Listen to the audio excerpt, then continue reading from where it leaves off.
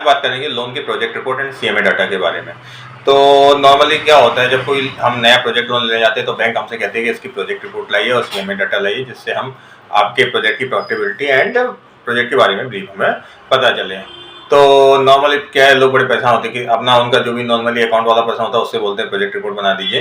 तो फिर क्या होता है, बैंक की डिमांड के हिसाब से वो पूरी नहीं होती है, तो उनको क्वेरी जाती है। वो प्रोजेक्ट रिपोर्ट जब वायबल नहीं लगती है तो बैंक से लोन रिजेक्ट हो जाता है। जबकि प्रोजेक्ट वायबल होता है, वायबल मतलब डूएबल होता है, मतलब उस प्रोजेक्ट पर लोन सैंक्शन हो सकता है, लेकिन उसका रिप्रेजेंटेशन अच्छे से नहीं होता है, इसलिए बैंक उस लोन को रिजेक्ट भी कर देती है। तो आज बात करेंगे कि हमें प्रोजेक्ट रिपोर्ट सीएमए डाटा किससे बनवाना चाहिए। तो hi friends, I am Shantanu Neetha, ex chief engineer bank of Baroda, a financial consultant, proprietor Kutch consultancy. तो हमें प्रोजेक्ट रिपोर्ट सीएमए डाटा उससे बनाना चाहिए जो प्रोजेक्ट को समझ सकता है, जिसको प्रोजेक्ट समझने की समझ होती है। तो नॉर्मली जो बताऊं, प्रोजेक्ट रिपोर्ट का क्या पार्ट होता है कि भाई ब्रीफ होता है कि हमारा प्रोजेक्ट किस चीज का है, मतलब कौन सी बिजनेस एक्टिविटी का है, उसमें हमें क्या क्या एजम्पशन करने हैं, मतलब क्या क्या चीज होगी उसमें, और उस प्रोजेक्ट की वर्किंग क्या रहेगी, उस प्रोजेक्ट की कैपेसिटी क्या है, उसमें जो हम मशीन इंस्टॉल करते हैं उनकी क्या कैपेसिटी है। तो ये सारी चीजों का प्रेजेंटेशन होता है। फिर उसमें बोरोवर का मार्जिन क्या रहेगा, बैंक की फंडिंग क्या रहेगी, कोई गवर्नमेंट स्कीम में सब्सिडी में जाए तो सब्सिडी पार्ट क्या रहेगा, ये सारी चीज भी आपके कंसल्टेंट को जिससे आप बनवा रहे हैं उसको पता होनी चाहिए।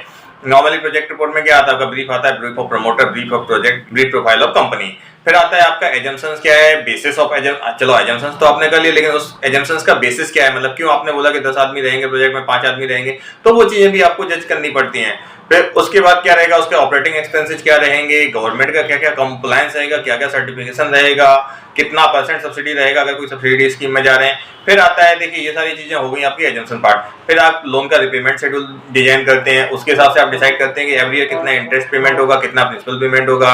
आप डेप्रिसिएशन चार्ट बनाते हैं ईयर वाइज कि कितना कितना डेप्रिसिएशन होगा, क्योंकि इनकम टैक्स और रूल और कंपनी रूल के हिसाब से डेप्रिसिएशन हर चीज का अलग अलग है। जैसे बिल्डिंग का अलग रहेगा, प्लांट एंड मशीनरी का अलग रहेगा, कंप्यूटर एसेसरीज का अलग रहेगा।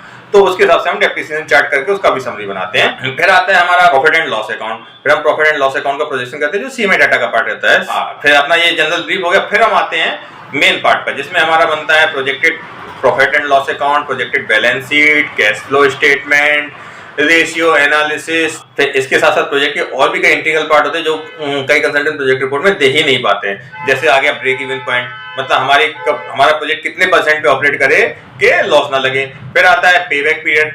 पेबैक पीरियड का मतलब कितने टाइम में हमारा प्रॉफिटेबिलिटी आ जाएगी, मतलब जो लोन का हमने खर्चा, लोन या प्रोजेक्ट डालने का खर्चा किया, वो कितने टाइम में हमारा फुली रिकवर हो जाएगा।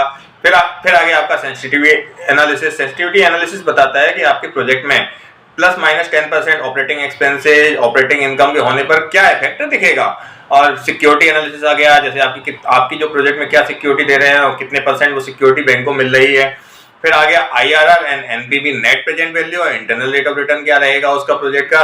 ये सारी चीजें भी आपके प्रोजेक्ट रिपोर्ट में इनकॉर्पोरेट होती हैं। और हमारे कच्छ कंसल्टेंसी में ये सारी प्रोजेक्ट रिपोर्ट प्रोफेशनल तरीके से डिजाइन की जाती है, और हमारी बनाई हुई प्रोजेक्ट रिपोर्ट कभी भी प्रोजेक्ट रिपोर्ट के ऊपर लोन रिजेक्ट नहीं होता है। और हमारे जो रेट है वो बहुत ही जेन्युइन है, मार्केट से काफी कम रेट पर प्रोफेशनल तरीके से बनाई जाती है। मैं खुद बैंक में चीफ मैनेजर रहा हूँ, 15 ईयर्स मैंने सर्विस की है, मैं बैंक में सीनियर एग्जीक्यूटिव से रिजाइन किया है। तो आप सोच सकते हैं कि मेरी प्रोजेक्ट रिपोर्ट पर कितनी कमांड होगी। मैं खुद प्रोजेक्ट रिपोर्ट देके काफी लोन सैंक्शन किए हैं, जहां करेक्शन होते थे वो भी गाइड करता था, लेकिन हर जगह ऐसा नहीं होता है, सिर्फ मैनेजर स्टेट अभी रिजेक्ट भी कर देते हैं।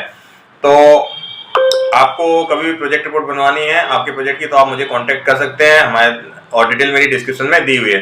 And thank you.